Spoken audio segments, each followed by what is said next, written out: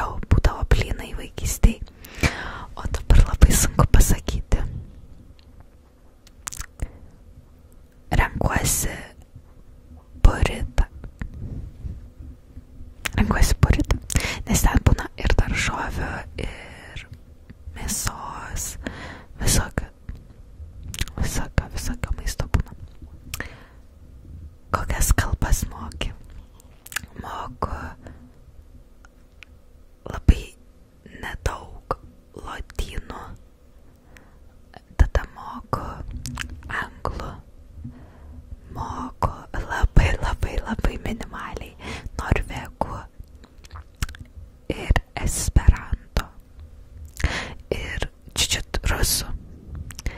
Geriausiai tai lietuvių, aišku, nes lietuviškai kalbu, o anglų moku taip vidutiniškai. Nepasakyčiau, kad labai gerai. Pagal savo amžių, tai mano amžių žmonės moka geriau, aš taip vidutiniškai moku. Tavo mėgstamiausias trigeris? Ja, aš neatsakysiu, aš parodysiu. Koks mano mėgstamiausias trigeris?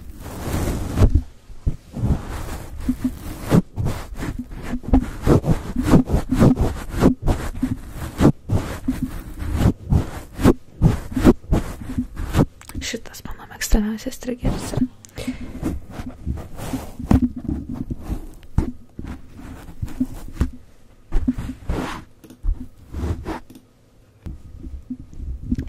Tau pačiai labiau smagu šnabždėti, kuriant ASMR video, ar tyliau, bet balsu kalbėti? Tai man turbūt smagiau yra kalbėti, bet tai yra labai panašiai, ir šnabždėti ir kalbėti labai panašiai. Bet aš manau, kad man kalbėti labiau patinka. Bet dabar perskaičiau vieną TikTok'o komentarą, kad prašėte, kad pakalbėčiau tyliai, tai yra šnabždant per vaizdo įrašą, tai tą ir galvoju dabar padaryti per šį, pasistengti daugiau pašnabždėti, nes pagalvojau, kad jau mažai tą dariau, arba seniai tą dariau. Koks tavo pats mylimiausias trigeris? Gerai, tai tas buvo su kepurėle. Kitas, tai tas, manau, būtų pats mylimiausias. O tada kitas kažkoksai, man labai šitas patinka.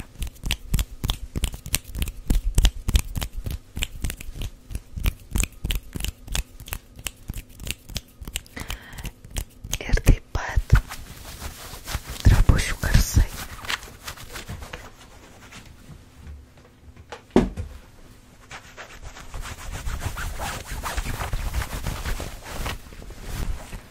O ypač džinsų garsai.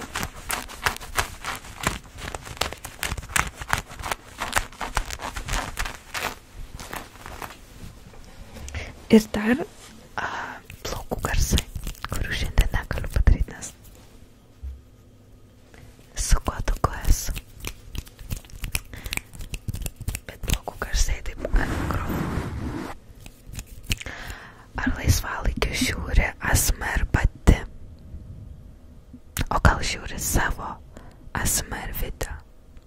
Taip, tai aš laisvalaikiu žiūriu pati ASMR ir tokiu būdu aš ir sugalvojau kurti šį kanalą, nes aš klausiau kitų žmonių ASMR video.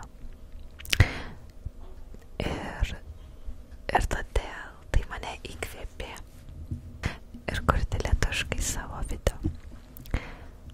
O gal žiūri pati savo ASMR video? Tai taip, irgi klausiau, nors šiaip aš juos praklausau, kai redaguoju. Ir man kažkaip atrodo jau nebeįdomu žiūrėti savo kelis kartus dar kartą. Bet visai neseniai klausiau pirmo vaizdo įrašo su bliujeti mikrofonu. Ir aš galvoju, reikia ir man paklausyti. Ir man patiko, kad jisai ilgas, jisai virš 30 minučių, jeigu neklystu.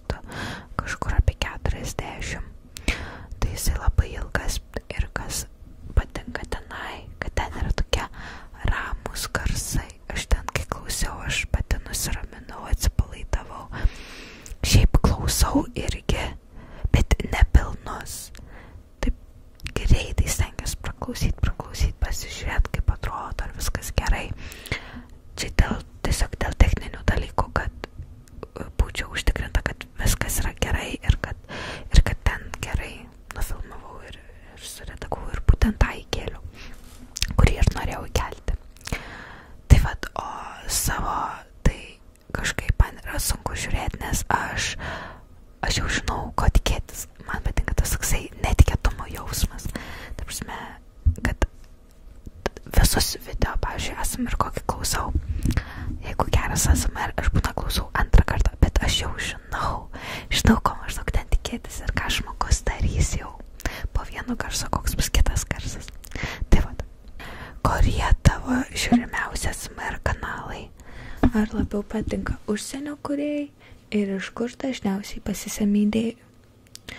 Tai mano pats tobuliausias, mėgstamiausias, mylimiausias kanalas yra BB ASMR. Man labai patinka ir aš nuo tos merginos aš daugiausia visko ir nukopijavusi esu. Ir aš iš jos daugiausiai pasisemiu idėjų. Ir būtent šitas garsas, visi šitie garsai,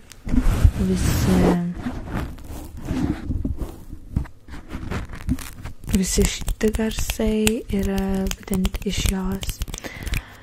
Man patinka, kaip jinai kalba pastoviai darydama ASMR, tas man labai patinka, užtat aš irgi tą noriu daryti. Kurie tavo žiūrimiausi ASMR kanalai? Tai aš turiu pasakyti kelias, reiškia. Tada man labai patinka, aš kaip tik dabar matau, YouTube atsidarius, aš matau, kurios man išmeta. Maiv ASMR, man labai patinka.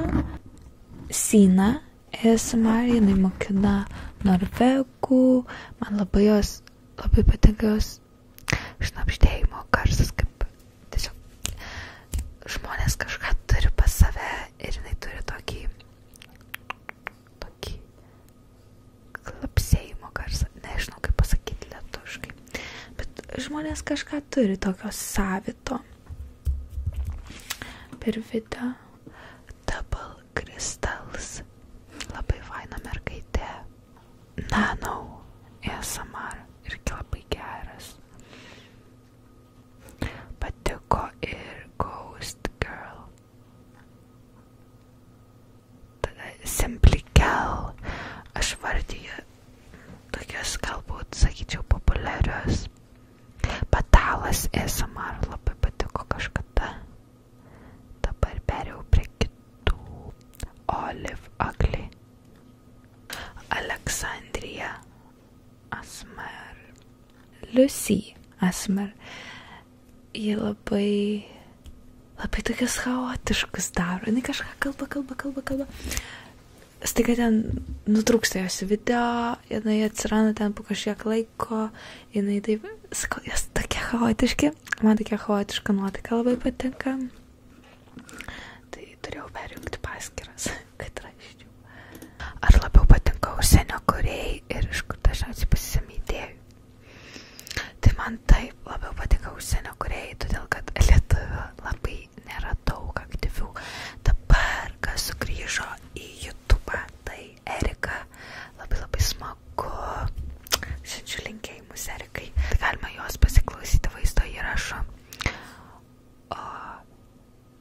Idėjų pasisemi iš savo numylėtinės bitutės. Ar turi mylimiausią ASMR kūrėją YouTube platformoje?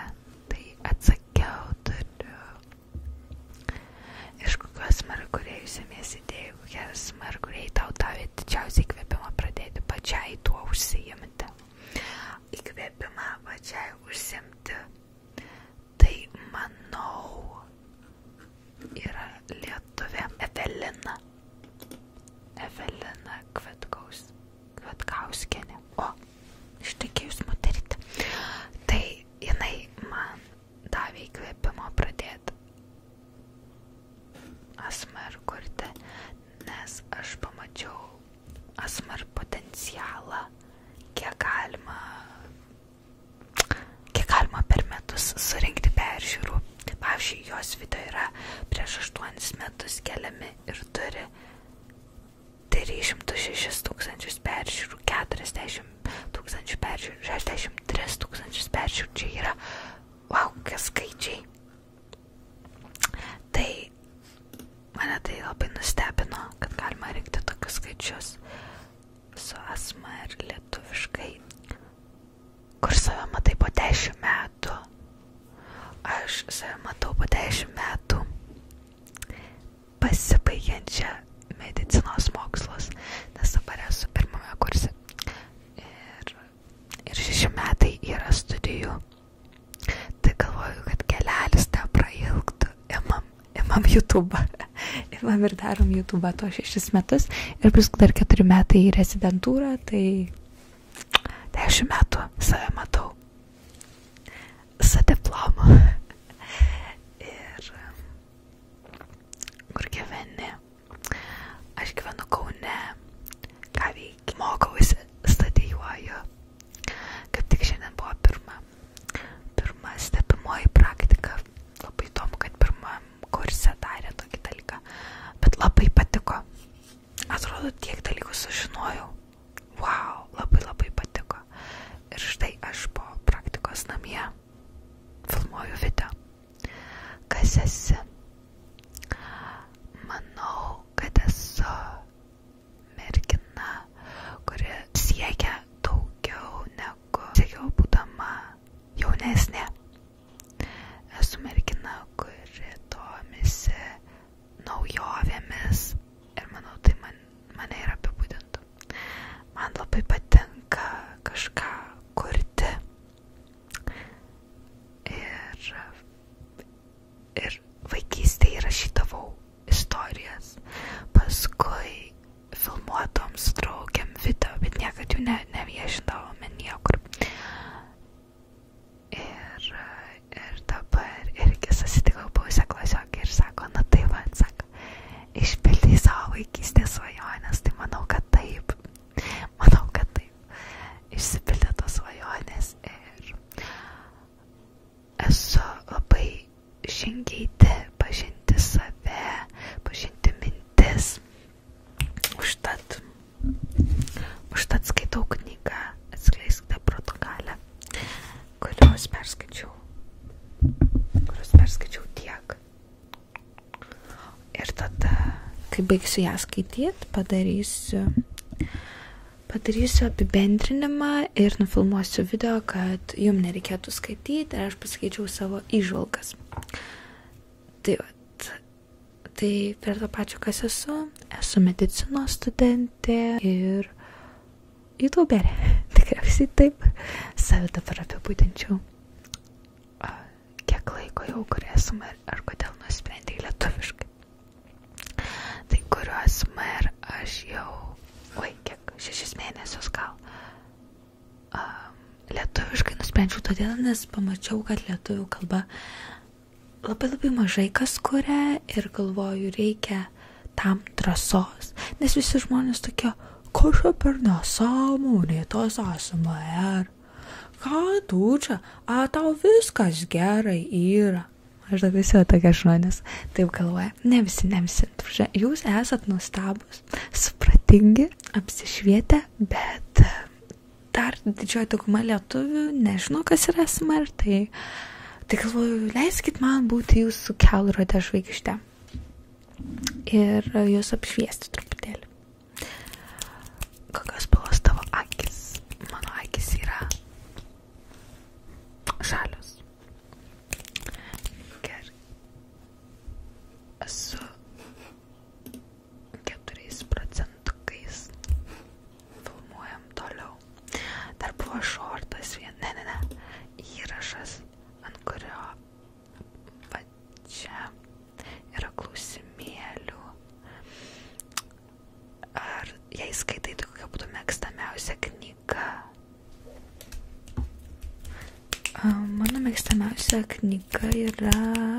Įkelsiu nuotrauką čia, nes neatsimenu tiksliai pavadinimą, Užburtas dvaras, kažkas tokio vadinasi, fantastinė, o iš filosofinių, tai dar esu per mažai perskaičius filosofinių, kad taip galėčiau atsakyti, visai gera šita, kur dabar skaitau, dar labai labai gera buvo apie vandenį, irgi kelsiu nuotrauką,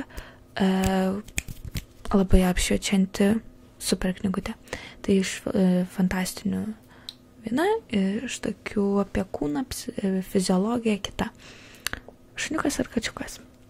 Abu labai mėly. Neįmanoma pasirinkti šito dalyko, atsiprašau labai. Iš kokio miesto būtum? Sakiau, iš Kauno. Ar sunku atrasti laiko filmuoti vaizdo įrašus? Nėra sunku atrasti laiko man, nes mane motyvuoja tas, kad man įdomu, aš noriu, man patinka pažiūrėti, o kas toliau bus, ta prasme, su kiekvienu video aš augu, aš kažkiek pasisemiu naujų patirčių iš savo kitų peržiūrų, senus video, žiūriu, ten jau taip įdomiai dariau kažką, ar ten kažką tokio, taip labai labai tas motyvuoja, kad labai įdomu yra toliau daryti. Jei pradėtų reikti didelius kiekius peržiūrų, ar padarytum ASMR savo pagrindinę veiklą kaip darbą. Tai, kadangi studijuoju mediciną, tai manau pagrindinė veikla būtų kažkokia specialybė su medicina. Tai bet ASMR nebūtų pagrindinė veikla. Bet to Lietuvoje mažiausiai žmonės uždirba iš YouTube'o. Bet taip yra, tai pagrindinė veikla nebūtų šitas dalykas. Galbūt planuoju ką nors be ASMR kelti. Planuoju galbūt kažkokiu kitokiu formatu, bet vis tiek 1%. Kaip aš šitą video pabaigsiu? Apie knygas, apie drabužius. Kažkada ateis video, kaip dekoruoju. Truputėlį pasikeičiau truputėlį, todėl kad išsikrovė telefonas ir reikia jį pasikrauti. Tai vat, jeigu sugrįžtume prie klausimo, tai kažkada planuoju padaryti video, kaip dekoruoju, dažau megztinuką ir norėsiu jums parodyti, kaip galima tą pasidaryti. Bet aš planavau jį padaryti kažkaip ASMR. Tokį savo iššūkėlį pasiėmiau, kad kažkaip tą video sugalvoti padaryti kaip ASMR. Tai vat ir dar bus matyti. Jeigu ne ASMR, tai dar bus matyti, apie ką dar video bus. Jei nepaslaptis, ką studijuoji ir ar patinka. Tai jau kaip ir sakiau, studijuoju mediciną. Ar patinka, tai labai patinka. Labai patinka. Aš galiu pasakyti, kad nesitikėjau, kad turėsiu tiek daug laisvo laiko palyginus su mokykla. Nėra visiškai ką lyginti. Ta prasme, kad reikia mokintis daug, bet kad tiek daug laisvo laiko, nieks man negalėjo pasakyti, kad tai bus. Ta prasme, aš nustebus. Visad sakė mokykloj, universitete, jums bus ten ne kažką, ar ten kažką tokio. Bet man tai labai kažką, labai patinka. Šiaip viskas, labai aš domiuosi pati. Tai aš jaučiu, kad tai yra mano vieta. Jau rodysis. Va, rodykis dabar. Norėjai dėmesio, va, prašau, dėmesys. Kiek šiuo metu siekia turėti subscriberių? Taip, prenumeratorių siekiu turėti 1000, nes įdomu yra pasižiūrėti. Kažkaip nuo 500 jau galima kažkiek užsidirbti, bet labiau iš tų pačių žmonių. Aš nelabai žinau, man būtų įdomu išsiaiškinti, koks yra principas YouTube'o. Ir ties 500 jau galima kažką ten žiūrėtis, kažkokios yra jau papildomi kažkokie nustatymai. Tada 1000, jeigu turi 1000 ir turi dar pakankamai peržiūrų, ar ne peržiūrų, o valandų, kiek tave žiūri, jei turi pakankamai to, tai tada dar gali uždirbti ir iš YouTube'o. Tai ir pats YouTube'as moka. Tai va, tai nelabai jai patogu. Na, ant keliukų tada. Tai va, tai šiuo metu siekiu 1000 prenumeratorių. Nes, kaip ir sakiau, labai įdomu pasižiūrėti, ką ten tas YouTube'as siūlo ir kaip ten kas. Tai va, tai norėsiu pasidalinti ir su jumis, man atrodo labai įdomu visi šitie dalykai, nes kol tu į tą sferą nenueini, man atrodo, nieks nekalba. Kaip ten kokie nustatymai, kaip ten kas YouTube'as, ką ten siūlo, kaip ten gali iš jo uždirbti ir taip toliau. Tai kai turėsiu galimybę, galėsiu jums papasakoti. Kaip sekasi tau mėta? Ar viskas pagal planą? Iš tiesų, tai viskas idealiai pagal planą, geriau negu pagal planą. Tai prasme, aš esu labai laiminga, gyvenu, atrodo, geriausią gyvenimo etapą. Man atrodo, yra labai svarbu įstoti į norimą universitetą. Tai ten aš ir įstojau. Man tu prasme atrodė, jeigu aš įstosiu, visą kitą galvosiu, tiesiog bus gerai. Svarbiausia reikia įstoti. Man taip atrodė ir aš įstojau ir esu pats laimingiausias vaikas. Ja, tai va, tai aš jaučiuosi vis dar vaikas, bet šiaip nebe vaikas, bet galiu pavadinti save vaiku, nes žaidžiu. Žaidžiu su YouTube'u ir nežinau, ir smagu viską taip išbandinėti. Įdomu labai. Tai va, tai klausimukų tiek. Ačiū jums labai, kad uždavėte juos. Buvo labai įdomu papasakoti ir jau norėsiu pasikalbėti apie visus šitus dalykus. Ir man atrodo, kad jūs manęs truputėlį per mažai žinote. Tai va, tai iš manęs tiek šį kartelį. Dėkoju jums visiems, kurie mane žiūrite ir klausote. Tikiuosi, kad turite nuostabų laiką dabar. Vertinkite tai, ką turite. Ir labai jūs myliu. Iki kitų.